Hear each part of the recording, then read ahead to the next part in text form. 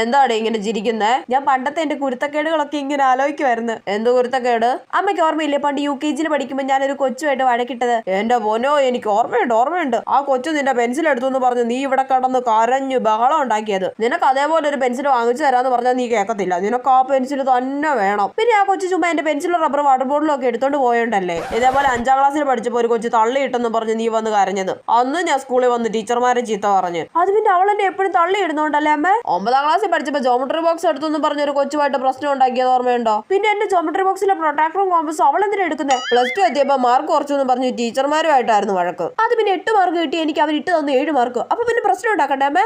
എന്തായാലും +2 വരെ എനിക്ക് നിന്നെ കൊണ്ട് തലവേദനയായിരുന്നു. ഇപ്പൊ എന്തായാലും അങ്ങനെയുള്ള സ്വഭാവമൊന്നുമില്ല. അതുകൊണ്ട് മനുഷ്യനിത്യ സ്വസ്ഥതയുണ്ട്. അമ്മേ പിന്നെ ഞങ്ങളുടെ കോളേജിലെ സീനിയർ ആയിട്ടുള്ള ഒരു ചേച്ചിയുണ്ട്. അവള് ഞങ്ങളോട് എപ്പോഴും പാട്ട് പാടാൻ പറയുന്നേ. അതുകൊണ്ട് അവളെ ഞങ്ങൾക്ക് ആർക്കും ഇഷ്ടമല്ല. അമ്മ വന്ന് അവളെ ഒന്ന് ചീത്ത പറയോ? പൊക്കോണം അവിടുന്ന്.